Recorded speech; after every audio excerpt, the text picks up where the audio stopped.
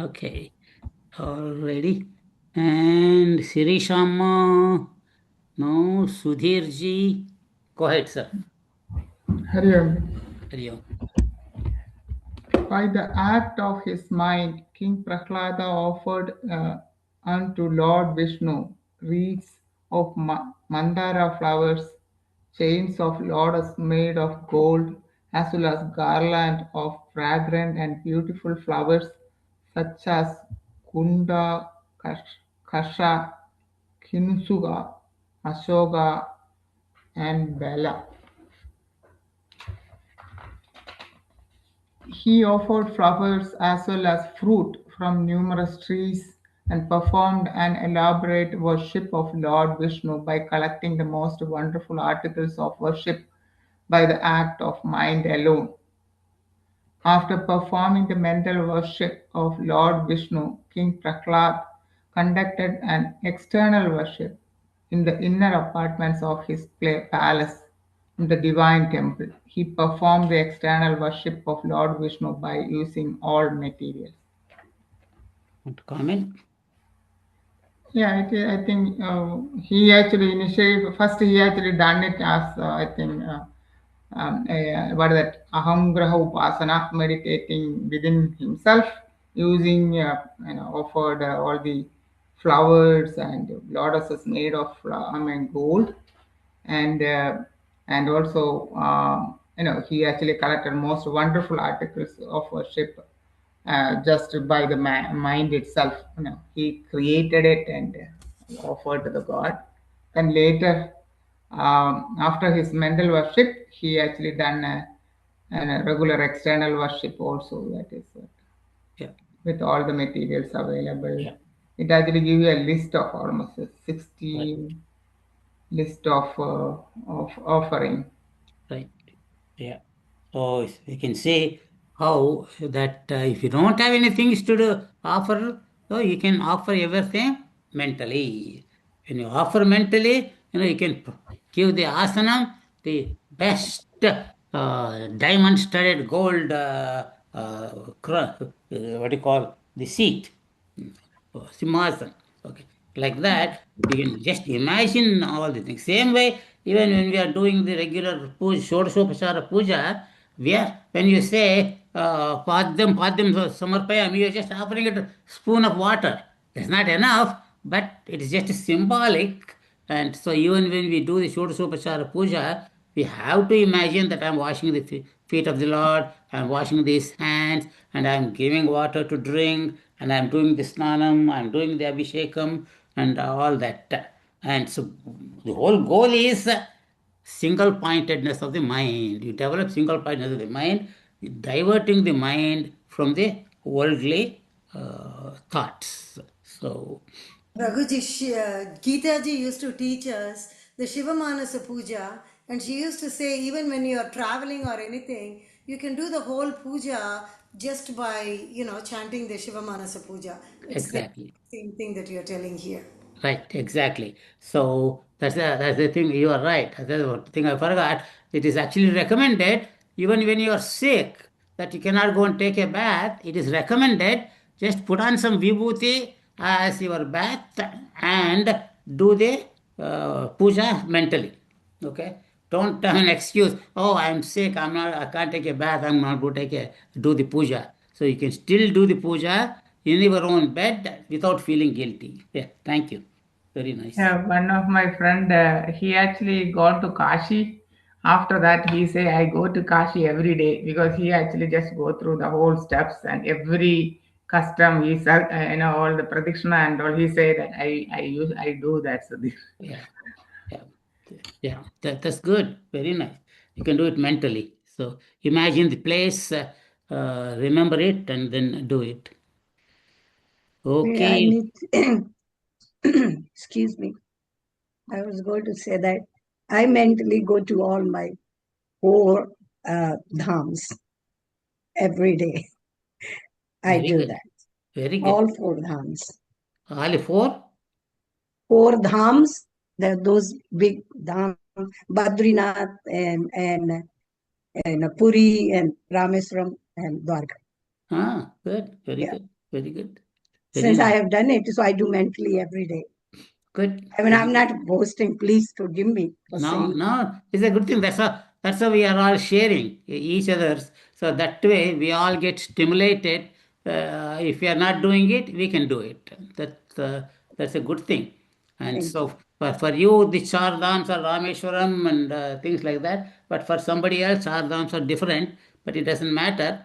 And that way, now you are telling me that way you don't forget the dhams. Okay, you still you'll remember each the temple and the deity and what all the things that you did there. So you will remember them, and so you don't forget. So very nice. Thank you. Uma Shankar, you want to continue, Uma? Yeah. Day by day, King Prahalad performed internal as well as external worship of Lord Vishnu. As a result of his sacred worship, his mind became purified. In turn, his subjects, who were constantly under his influence, became righteous and religious in nature. When the gods of the heavenly world came to know of Prahlada's transformation and that of his subjects, and that they had become devotees of Lord Vishnu and had given up their demonic ways, they approached Lord Vishnu to find out the truth of his matter. The gods asked Lord Vishnu, O Supreme Divinity, how is it that the demons have become your devotees? These demons were ever intent on hurting the sages and saints and were always committing the increasing acts of violence and cruelty. How is it that they have turned to devotion, the rarest attainment in life? So here the subjects are following what the king is doing. So they became they were not doing any hurting to other Right. people, and then they they devoted to Lord Vishnu. Yeah. Yeah. So if the parents are sattvic, the children will be sattvic. The parents are rajasic or tamasic, the children will be rajasic and tamasic. And so we don't have to preach them. Just they will follow what we do. The same way, the king is like a father uh, for all the subjects. So naturally, they all became righteous. And same way, if you getting away little bit from this direction, you can see how in various religious sects want to influence the leader. Like if you read all the stories of histories, you will see how the Buddhists, Jains, or Vaishnavites or Shaivites wanted to influence their king so that if the king becomes the follower of their faith, and then naturally he will direct all the subjects to become the devotees of that faith. And so that you will see very clearly in the just our own history of India. And so naturally, all the Prahlada's subjects were became devotees of Lord Vishnu. Veenaji, you want to continue? Raghuji, I'm still in New York and don't have my books with me. Oh, okay. Keep forgetting. I'm sorry, Amma. That's all right. Vijayji, continue, sir.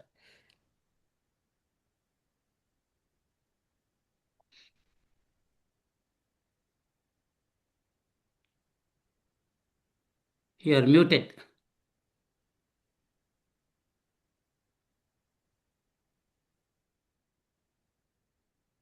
You are not there. As the next person is done, Raghuji, I'm just pulling my document. You're going to read next afterwards. Yes. Soon after the next person is done. So Okay. just Okay. Vishwa is not here today, so Akila Amma. Section 33. The unfoldment of divine virtues in Prahlad and the grace of Lord Vishnu. Like the rumbling of a cloud, Lord Vishnu spoke in a deep, mystic voice. O gods, Prahlad has become my devotee. This should not be distressing to you. If you think that endowed with my devotion, these mighty demons will become mightier still, it is not so. Devotion to me is the source of all auspiciousness. It promotes harmony and absence of violence. King Prahlad has attained that lofty state wherein all his karmas have become burnt up by the fire of devotion. He will never enter into a mother's womb again. If a person who is endowed with good qualities suddenly turns into an evil personality with evil habits, this is indeed a matter of great concern. But when a demonic personality turns into a divine personality, this is indeed a matter for great rejoicing. Therefore, O gods, there is no need for you to fear Prahlad and his people. Want to comment? Here, Lord Vishnu gives his word that by becoming a devotee of Mahavishnu, the demons are not going to become mightier and stronger. In fact, they will not pose any. He will not have any more births, and he's saying that if the demons become devotees, that is a good thing. But however, if good people become demonic, that is something to be worried about. Concerned about. Yeah. Yeah. So, particularly here, Prahlada is doing ahamgraha upasana, that I am that Brahman, I am that all pervading Vishnu. And so, in the Vishnu, all the gods are. There's nothing to for the gods to worry, because he sees them as one with himself. So, okay, Anjaneyulu sir, want to continue next three paragraphs? Sure, Raghuji. Sage Vashishta continued, thus saying, Lord Vishnu disappeared from their sight, and the gods returned to their various abodes. O Rama, since then the gods and the demons became friends. It is rightly said that when a person conducts himself in such a manner that he doesn't cause hesitation in the hearts of others, then all beings place their trust in him. He is loved by all. Such was the case with King Prahlad, who had attained mental purification by the practice of devotion. O Rama, as time passed, all divine qualities such as discrimination, cheerfulness, dispassion, and contentment boomed in his personality. He was no longer interested in the pleasures of senses, and he shunned them in the same manner as a deer shuns the company of human beings. So, the Prahlada qualities, as again emphasized after the later on how he devoted his life uh, with the noble qualities like discrimination, cheerfulness, Viveka Vairagya, and all Satka Sampatti, and all Yeah. this. Yeah. Yeah. There's nothing wrong in enjoying the pleasures of the world as long as you continue with your devotion. Do it with equanimity, but don't be attached. I like the second paragraph. Okay, that when a person conducts himself in such a manner that he does not agitate the other people, then all beings place their trust in him. I think that's what uh, Lord Krishna says in the 12th chapter of Bhagavad Gita. What are the qualities of a great bhakta? And he says, my great bhakta is one. Let me, I'm trying to get that sloka.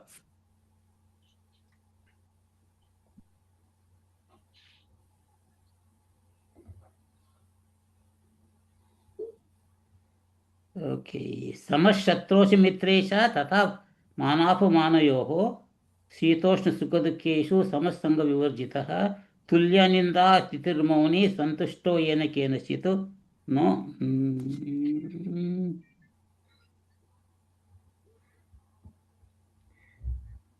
अद्वेष्टा सर्वभूतानां YONO मैत्रकर्ण एव हृष्यति च न द्वेष्टि. what is that? YONO हृष्यति न द्वेष्टि न शोचति न कांक्षति, right? No. Or sama satro cha mitre cha, the next one. सर्वा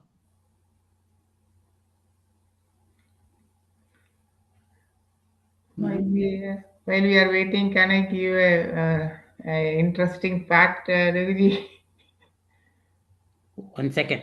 Okay. अद्वेष्टा सर्वभूतानां मैत्रकर्ण एव च निर्ममो निरहङ्कारः समदुःखसुक्षिमि सन्तुष्टः सततं योगी यथात्मा दृढनिश्चयः No, it's not here. It might be in the next chapter. He's the one who does not disturb other people, and he's not disturbed by the other people. Why? Because he's always at equanimity. So if somebody says, "Oh, why did you get mad?" "Oh, she made me mad." Well, you got mad and you want to blame your getting mad on somebody else. And so you can see how we want to always accuse somebody else as if that we are righteous.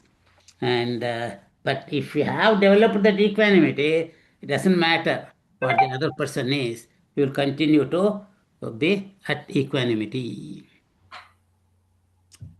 Very nice. I will continue, Raghuji, if it is okay with you. Pardon? I can continue if you're okay with that. Yeah, go ahead. Sudhir wanted to say something. Raghuji, is it 12th, 15th sloka you are referring? Yasmanno jujate lokanno judate shaha. Correct. Harsha Marshava Bayadvaige Mukta Yasha Chabme Priya. Correct. Thank Yeah, you. that's what I was looking at to tell. Okay, go ahead. Yeah, good. Very good. Thank you. Yeah. So you are not disturbed by others, and others, you don't disturb others. So, okay, Vijay, continue, sir. Sudhir, you want to say something or not? Sudhirji. Oh no, there's nothing to do with it. But just because when Akhilaji was actually talking about the enemy become friends, so if you really look at it, the oldest one of the oldest religion is the Parsis, right? They Parsis and in the early ancient Persia, even before the Muslims and were there, they actually they actually prayed to a group called Asuras. For them, Asuras were the gods. And then there is another group of the same people are there. They were actually is actually called. They actually worshipped the devas. They used to have fight, and there that Asura's king was called. We may have heard about Asura Muthu.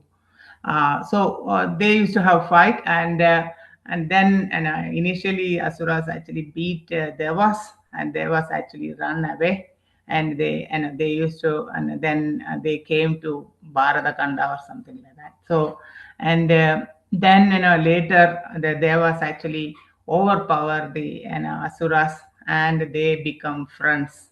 And that is also one story I just thought, because this Asura Deva fight was actually literally happened in the in a way in history also. Okay, Vijay, continue. Okay. His mind sought, the Prahlad's mind sought delight only in the scriptures. The talks and the ways in the world lost their meaning for him. He was no longer interested in the assembly of men and women or in exuberant festivities. But as yet, King Prabhupada had not become established in the self. Like pendulum, his mind moved between two states. On one side, physical consciousness, and with an ever increasing awareness of the emptiness of all worldly enjoyment, vairagya. And on the other side, the mystic consciousness that beckoned him towards attainment. You want to go further or you want to stop I here? can read one more paragraph if you For like. the purpose of showering his grace on his devotee, Prahlada, Lord Vishnu appeared before him. Overjoyed, Prahlada spoke words of praise steeped in divine love. King Prahlada said, O adore thee, O beloved Lord Hari, you are the light of lights, dispelling the darkness that abides internally as well as externally. You are the refuge of suppliant, the all powerful divinity. You manifest in the triple form Vishnu, Brahma, and Shiva. So there are a lot of good stuff comes here, and whatever he heard when he was in the womb of what his mother's name, Kayadu, I think. And Narada Muni was teaching him all the scriptures and about things, and he seems like continued the thought, that thought all the time. And then he was not fully liberated or into the so he was going bit like a pendulum and back and forth between the two. So that's another thing we're talking here as well. So and then finally, I don't know if this is a Narsimha avatar when Vishnu came here. I think it's a different avatar maybe, or he came directly as the, and then he comes in front of Prahlada, and then here it also talks about the forms of Vishnu. That divinities has got both creator, sustainer, and destroyer as all in one, because there's only one God and different forms. Yeah. Yeah.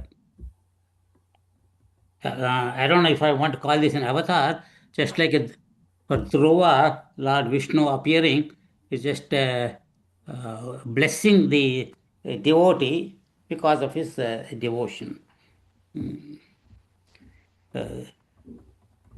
I thought the second paragraph is something uh, we can all associate ourselves in the sense, even if you get a thoughts of the world, we should look at it as all emptiness. No, what do you call, attraction towards the objects of the world. And then naturally, as you study the scriptures and continue your uh, meditation or japa, that you get absorbed back into that state of pure consciousness. So, very nice things. Dr. Nooli is not here today. And Karpagam, I'm sorry, Dinesh ji is here, right? Yeah. Dinesh ji, want to continue, sir?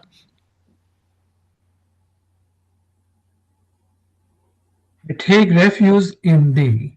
You have the complexion of a blue lotus and the hue of the autumnal sky.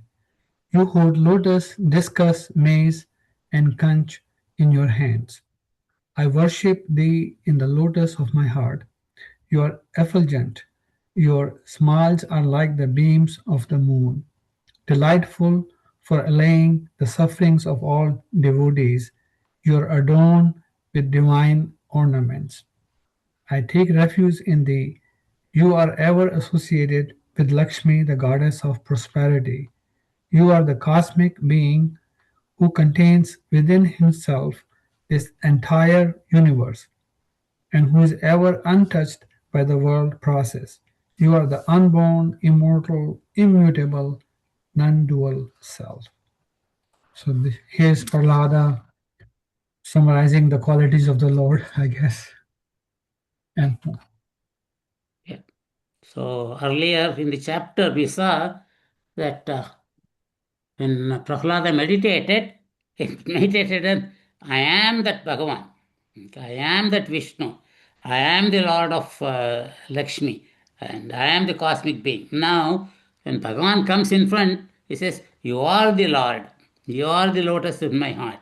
Uh, like that. So you can say that even when we worship, when you then idol, we invoke the Bhagavan in our heart, and from our heart we invoke the Bhagavan, come to Vigraha to do the puja, and then afterwards we take back the Bhagavan back into our heart. And so that's exactly what is happening here. But Bhagavan himself appeared, and when he appears, he is not going to say, "Hey, you are a fake Vishnu." No, Bhagavan has come, so you worship Bhagavan as you are that Supreme Lord. So beautiful stories. And Karpagam, you want to continue, please? I have surrendered unto thee. You are the giver of liberation and the remover of all sufferings. You are existence, knowledge, and bliss absolute. You are the light that dispels the darkness of ignorance. I think there are only two paragraphs for this chapter, I guess. Okay, section 34. Prahalad attains enlightenment. Sri Vashishta said, thus did King Prahlad offer words of praise to Lord Vishnu with a heart overflowing with devotion. At this, Lord Vishnu said, O jewel among the demon race, I am indeed pleased with your devotion. Choose any boon and it will be given to you. Want to comment? The Lord Vishnu appeared before him and before his devotee and give him a boon, ask him what boon do you want. Yeah. So if it is a common man, he is going to ask for material things. But here you will see what Prahlada says. Because whenever I read like this, I still remember the stories of in one temple, all these devotees were intensely meditating. I mean, during japa or various, what do you call, the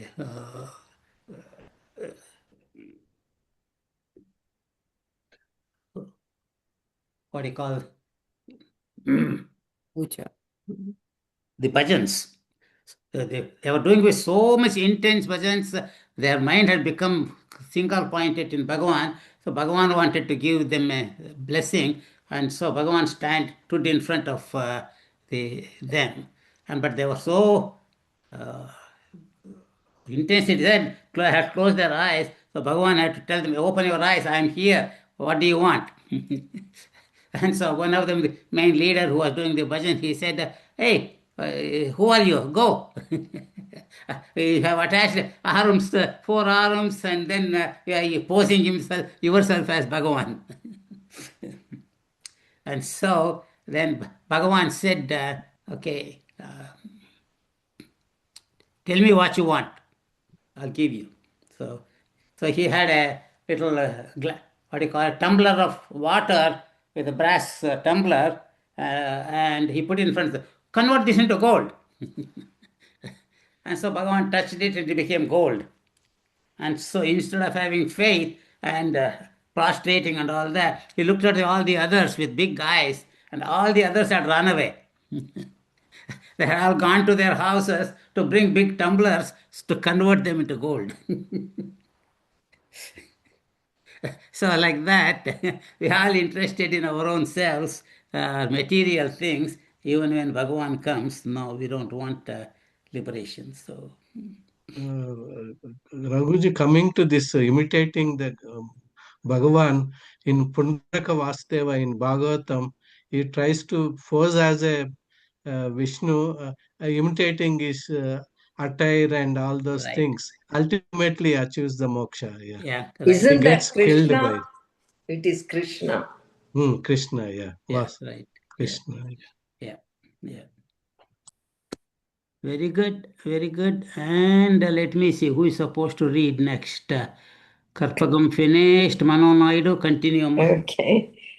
Prahlad responded, O Lord, you are the giver of all desires. You are the indweller in the hearts of all. Nothing is hidden from you. Therefore, grant me that which is best for me. Lord Vishnu said, O sinless Prahlad, may you continue to maintain the process of spiritual inquiry until you are established in the self. May you attain liberation wherein all the doubts and distractions of the mind cease. Thus saying, Lord Vishnu disappeared, and King Prahlad, seated in a meditative pose, reflected within himself, I am not this mortal personality. I am the self underlying all names and forms. I am the interpenetrating reality, the very embodiment of pure existence. I am self effulgent, pure, indivisible, and eternal. Here, um, what the Prahlada told to Lord Vishnu is that you know what I pretty much he said that you know what I need or what I want, so give me that. So the Lord Vishnu gave him the process of spiritual inquiry to establish himself in the self. So he says, by doing that, you will attain liberation and all your doubts and distractions of the mind will cease. Yeah. So that's what pretty much King Prahlad did in a meditative pose. He reflected within himself and then just realized that he is that reality and the embodiment of pure existence, and he is self effulgent, pure, and indivisible and eternal. Yeah. Yeah. So you can see even Bhagavan, who could have given him the enlightenment, he said, "You are on the right path. Continue. Yeah, you will do the self inquiry, do the Shravana Manana Nididhyasanam. You will definitely reach me." Yeah. So such a beautiful stories to contemplate on. And Maya, continue, Ma. My computer is little giving hard time. Okay, just as, can you hear me? Yes. Okay.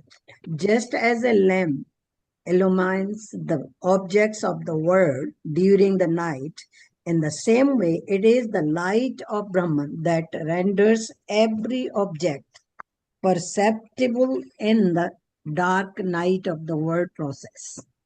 It is the self that has given heat to the sun, coolness to the moon, solidity to the mountains, and liquidity to the water. Just as a mirror supports all reflections, in the same way, Brahman sustains the world process in the form of the experiences of numerous souls as they wander through the dark night of ignorance. Just as the reflection of the sun undergoes modifications while the sun is ever unaffected, in the same manner, Brahman is ever unaffected while changes continue in the world of matter. You want me to read more? Want to continue? You want to comment?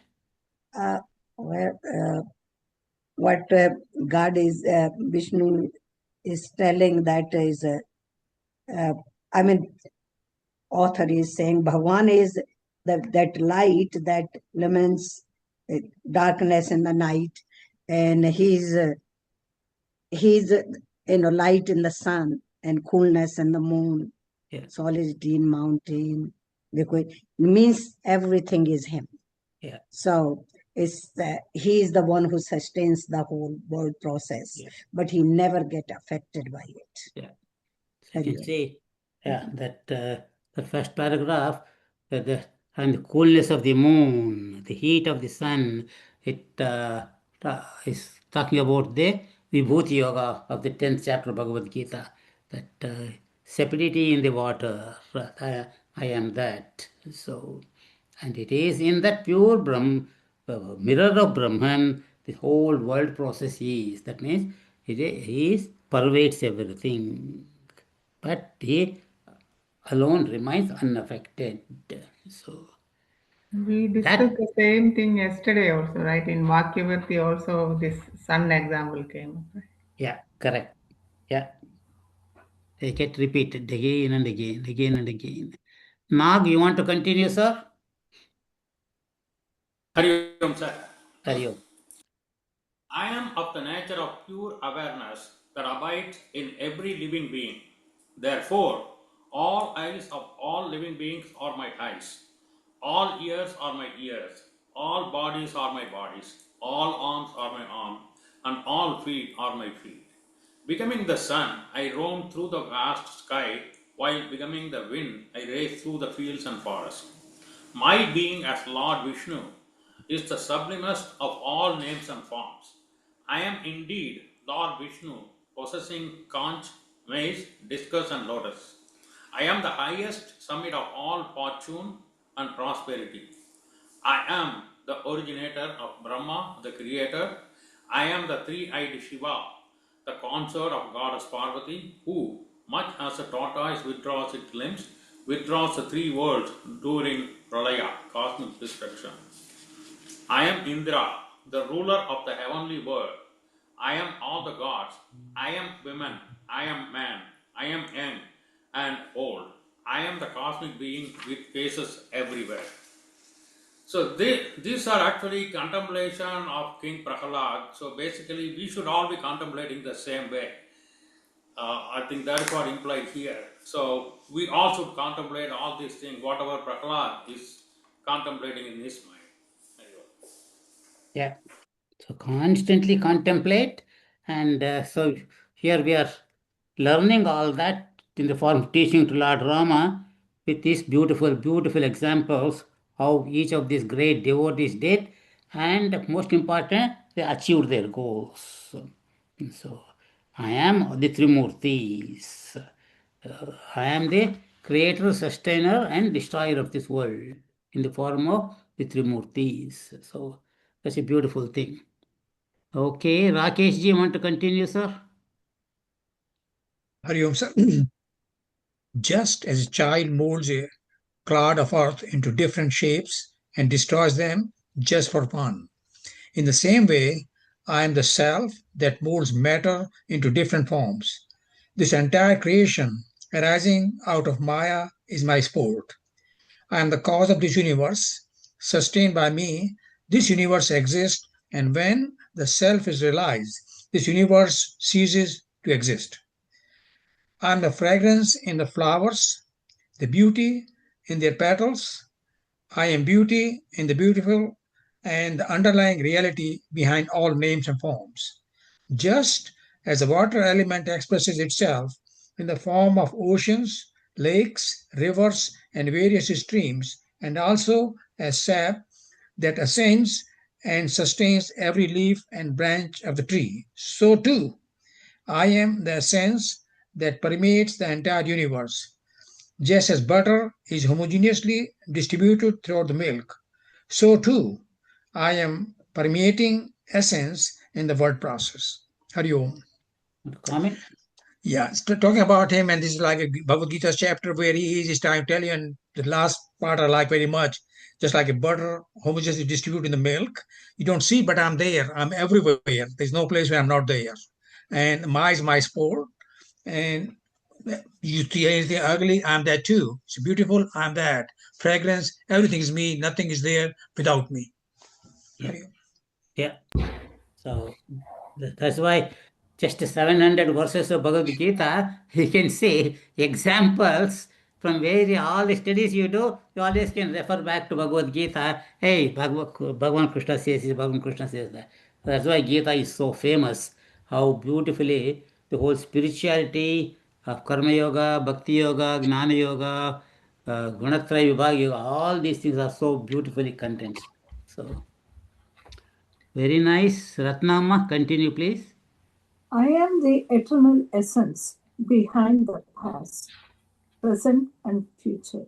Without battling the gods, I have become the god of gods. I have become the unobstructed monarch over the entire creation because I am the non-dual self. Fullness flows over fullness, just as it is impossible for the ocean to remain within its bounds during the storm of destruction. In the same manner, whipped up by the storm of intuitive vision, I am unable to keep myself within my bounds. It is a wonder how this illusion of the body arose within me. Whence did the perception of duality arise in me, who am like the limited sky? Where are the differences caused by I, you, he, she, they, and other multiplicities? Who is subject to birth and death? Who are the dear relatives and friends? The self alone is, therefore, how can all these illusions exist? Here, Prahlada is really reflecting and, and, and really thinking deep in his meditation or the self. You have to talk a little louder, Ratnamma. Okay. Here, Prahlada is really contemplating on what is this world, how is this, and he's really thinking about the everything about the world and about himself and also about the Lord, about everything around the world or this universe. And he is really on the way to the realization of the Sat.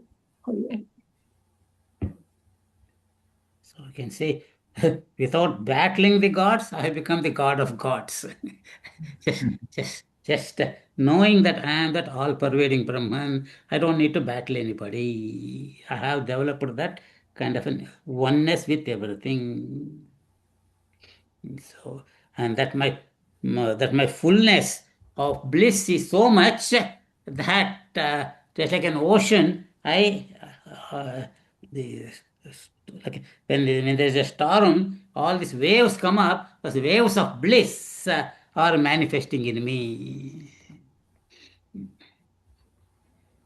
So once you realize, you say, "Hey, how is it that I was thinking I am a little creature?" Okay, so I am that pure consciousness. No birth, no death, no brother, no sister, no father, no mother. Okay, like in Nirvana Shatkam, न मे मृत्युसङ्गा न मे जातिभेदः पिता नैव मे नैव माता न जन्मः न बन्धुर्न मित्रं गुरुर्नैव शिष्यः शिवानन्दरूपः शिवोऽहं शिवोऽहं So, that is beautiful slokas you can remember each when you read these things. Very good. And who is Rakesh ji next, I guess? No, I just. No, I'm just did sorry. it, Ratna. Sarvesh ji next, I guess.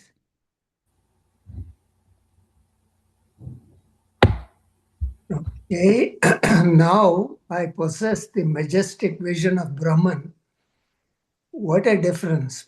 Previously, the little I in me was caught in the dungeon of the world process, abounding with the hissing snakes of desires. But now I am the ruler of all rulers. I am the reality which is vast like the sky. Lo, I have devoured the world and assimilated it. All miseries have terminated. I have attained the highest. I have become truly successful. How am I to delight in the transient glories of the world? Fie on those who seek refuge in the objects of the world. They are like worms that dwell in the forests, rivers, and hills. Driven by desires, they have become miserable. So he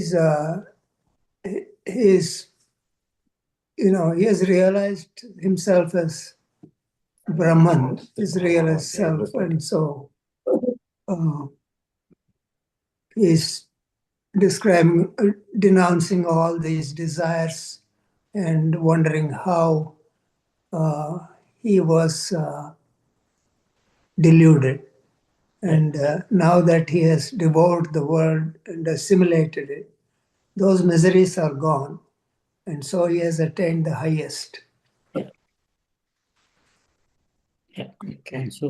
Once you develop desires for the world, you suffer. When you develop detachment with About viveka, you attain serenity. So beautiful. Okay. And Sudhirji, continue, sir. Yeah. Veguji, what is that yellow means? It is second time it is repeating. Earlier somewhere also it says that What is is a that? low. That lo, I have devoured the world. What is that lo means? Lo up then that apostrophe, right?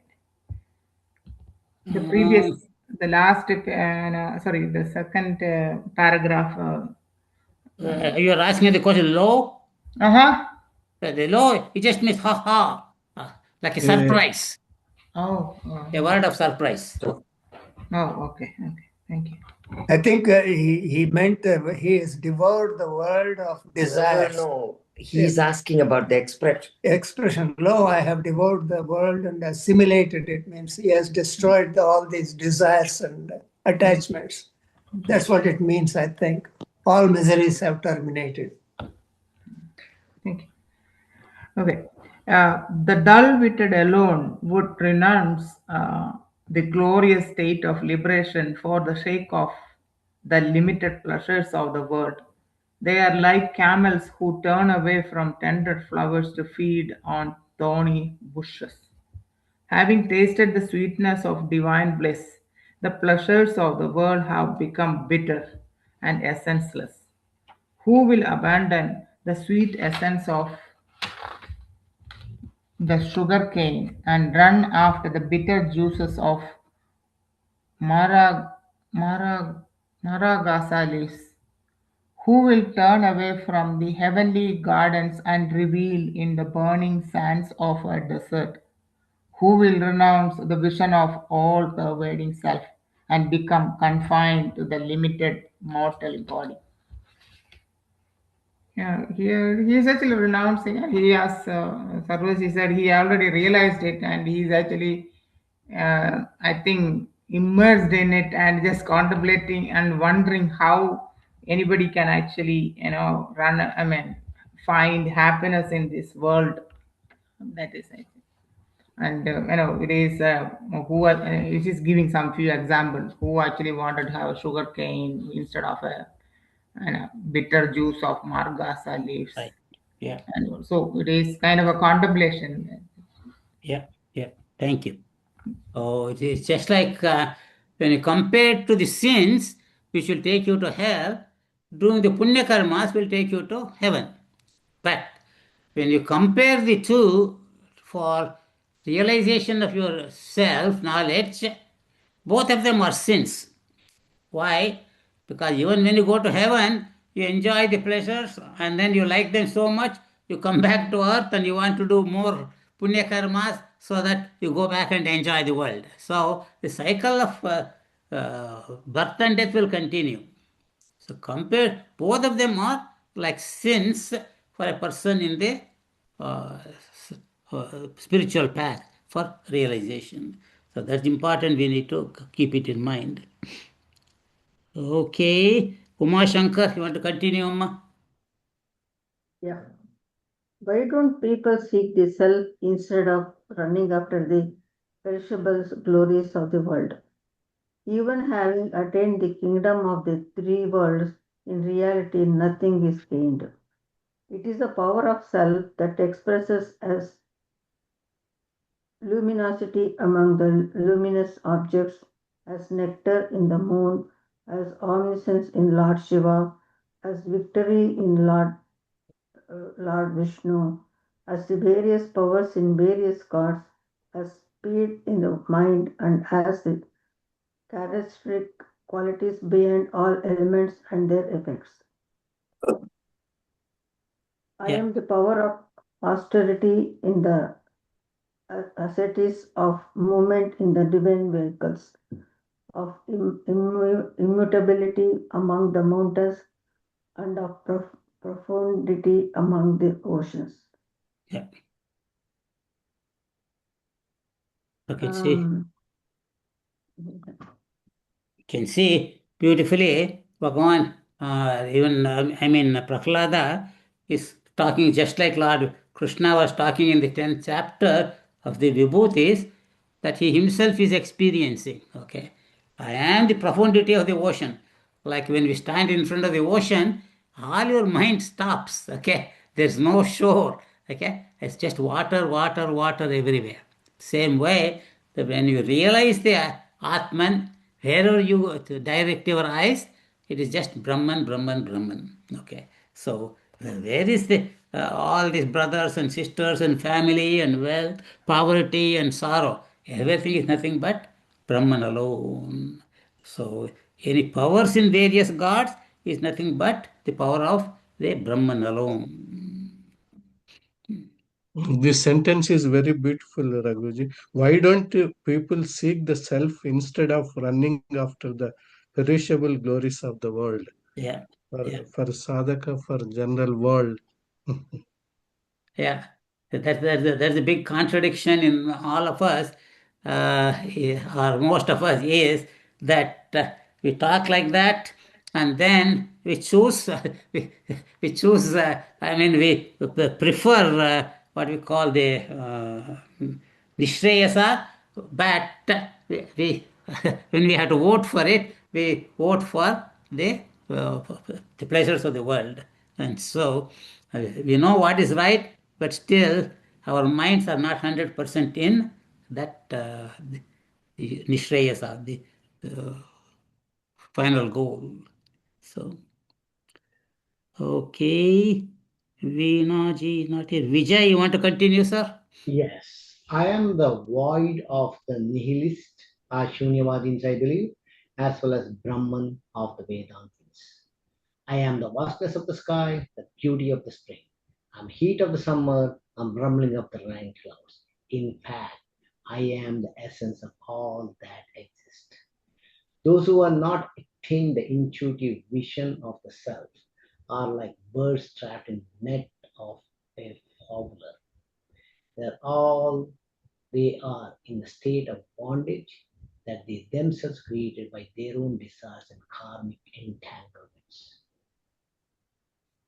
Driven by attachment and hatred, deluded by the pairs of opposites, individual souls degrade themselves into lower state likened to worms and insects. He indeed is successful in life who has been the termination of the blazing fires of duality.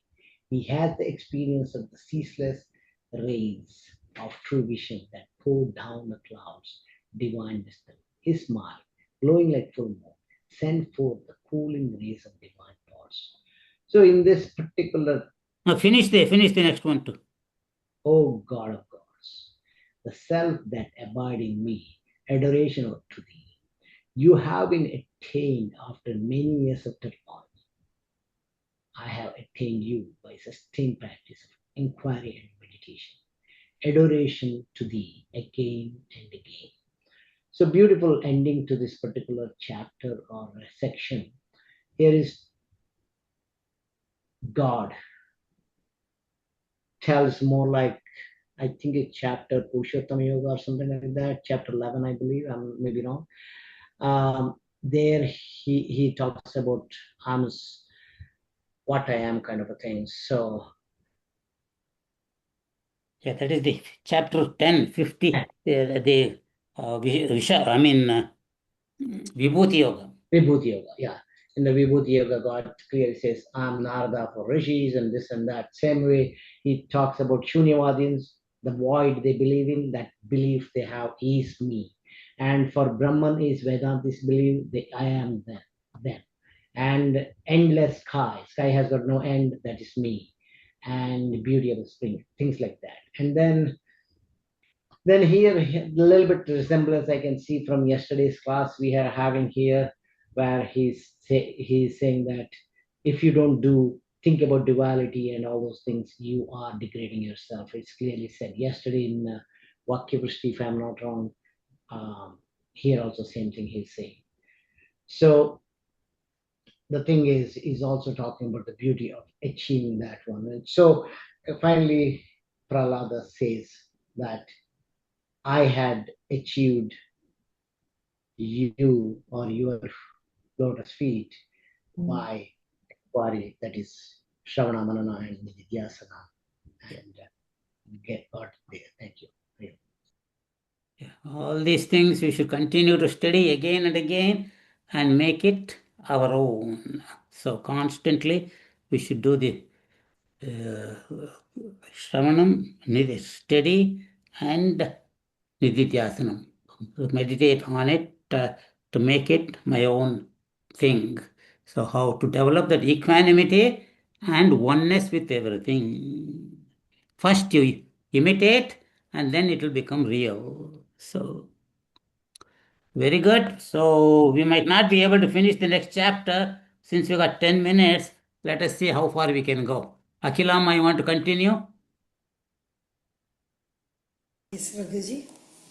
Section 35, Reflections and Experiences of King Prahalad. King Prahalad said to himself, all this is nothing but the Om of the Upanishads.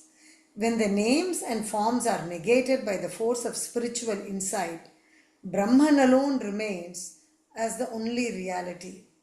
This absolute self is not confined to the body consisting of bones, flesh, blood, and fat, but is beyond the body. It abides in the sun and thus illumines the world. It is the interpenetrating essence. It is the self that gives the quality of burning to fire, of wetting to liquid, and the respective qualities to all elements and objects. It is the supreme enjoyer seated in the cave of the heart. The last paragraph reminds me of the Pratasmarami Stotram, Raghuji. Pratasmarami Hridi Samsvitaratma Tattvam Tatchit Sukham Paramahamsa Gatim Turiyam Yes. Yat Swapna Jagara Sushuptamavaiti Nityam Tad Brahma Nishkalamaham Nachabhuta Sangaha. Yeah. So, I'm not this, what do you call the Saptadhatus. Okay. And I am the light in the sun. That means I am the self in this jiva and I am the self in the sun. What about in between? In between also, showing that I am both immanent and transcendent. So, very good. Anjaneyulu sir, continue.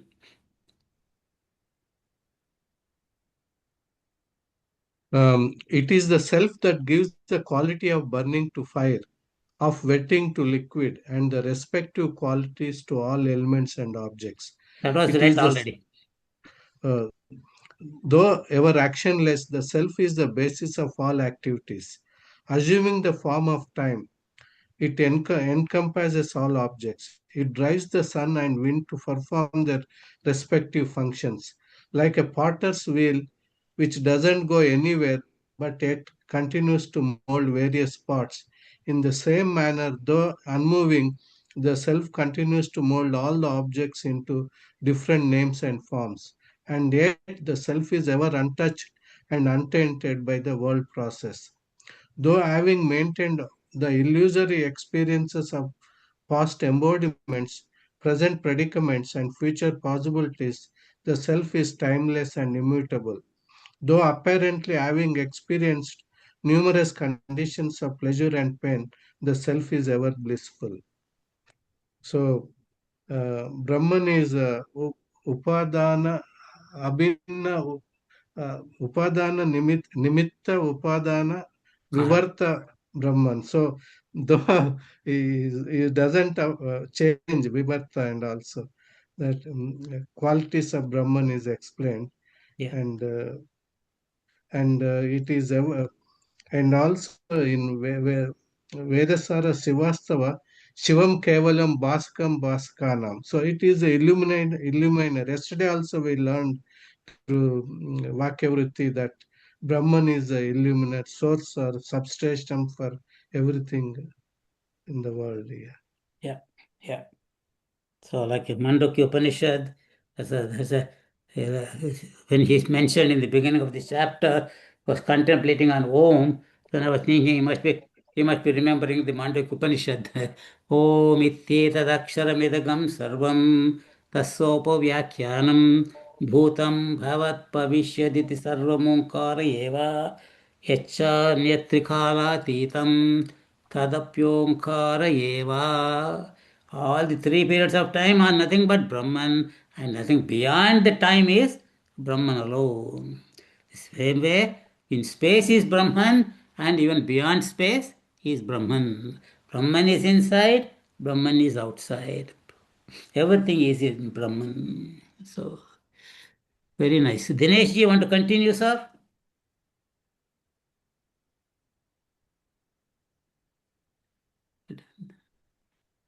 Dinesh, are you there? I'm here. Go ahead, sir. The Atman. This Atman, fearless in its nature, assumes the numerous forms of objects in this world and becomes the cause of worldly experiences comprised of pleasure and pain. Swifter than the wind, steadier than the mountains, purer than the vast sky, this Self is the essence of all that exists. This Atman alone is to be sought. This Atman alone is to be praised. This Atman alone is to be meditated upon. When this Atman is discovered, one crosses the ocean of the world process and attains the supreme abode of immortality. This Self is like the black bee, the taster of honey in the lotus of the heart of every being. Therefore, it can be easily realized. The realization of the Self is similar to recovering a friend in a stranger by the force of mere recollection. A person traveling with a stranger gradually discovers that the stranger is no other than his boyhood friend. By the force of mere recollection, he has found a friend who has been, as it were, lost for a long time. Such is also the case with the self. So basically, self is always there for us to be realized. It's just we need to practice, practice, and practice, and eventually it will happen. Hari Om. Yeah. Atman alone is to be realized. And if we continue to contemplate on it, one day we will realize. More intense our practice, faster is the reaching of the goal. Constant, steady, and uninterrupted practice. Here, Raghuji, Praptasya Prapti is conveyed here. Correct. That Yeah. boyfriend who is. Right. Right. Praptasya Prapti. Yeah. You always thought the whole thing is names and forms. Once you realize everything is nothing but Brahman, that what was I thinking before? Just names and forms. So beautiful. Karpagam, I want to read Amma.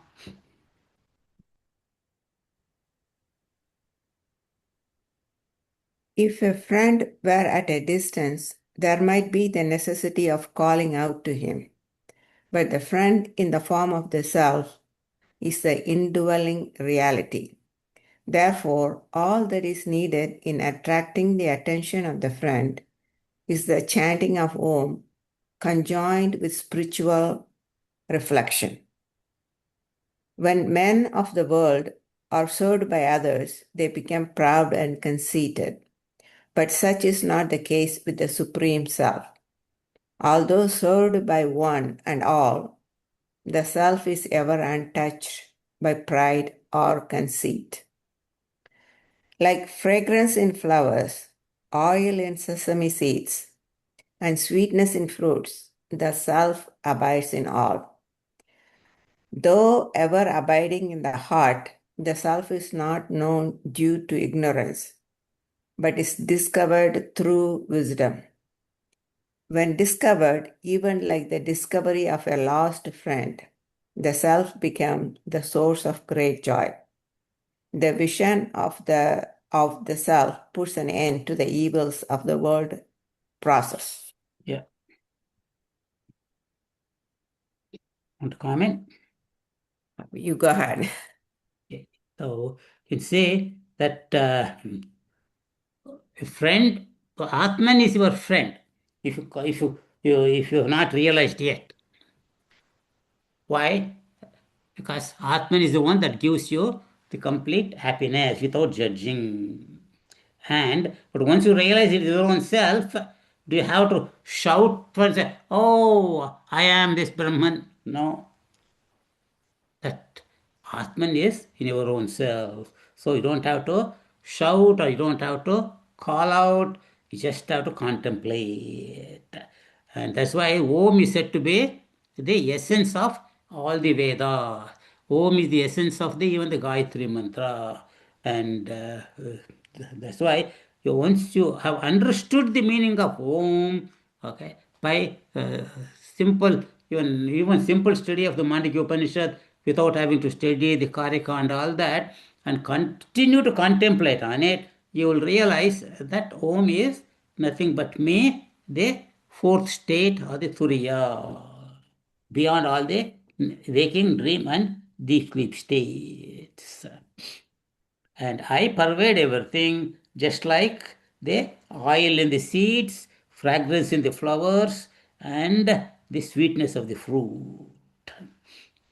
And once you realize that, Atman, self, all the names and forms disappear, and so there's no question of fear of anything, because there's nothing other than me, the pure consciousness. Very nice. Okay, we'll stop here at page 85, and we will continue in the next class. Om Sarve Bhavantu Sukhinah, Sarve Santu Niramayah, Sarve Bhadrani Pashyantu, Ma Kaschid Dukha Bhag Bhavet. Om Purnamada Purnamidam Purnat Purnamudachyate Purnasya Purnamadaya Purnameva Vashishyate. Om Shanti Shanti Shanti. Hari Om Shri Gurubhyo Namaha. Hari Om. Hari Om, everybody. Hari Om. And Mano Naidu did the summary, and so Maya will do the summary next satsang. Yes, I will do that. Okay. Thank you all. Hari Om. Wish you all Hari a Om. happy Memorial Day weekend. Hari Om. Hari Hari Om. Om, Hari everybody. Om. Hari Om. Raghuji, we are having next Tuesday class, right? Yes. Okay, that's Next what Monday, just. no, but next Oh, Tuesday, yes. Tuesday, yeah. Hari Om. Okay. Hari Om. Hari Om. Hari Om. Hari Om. Hari Om, Andy. Namaskaram. Namaskaram, Andy.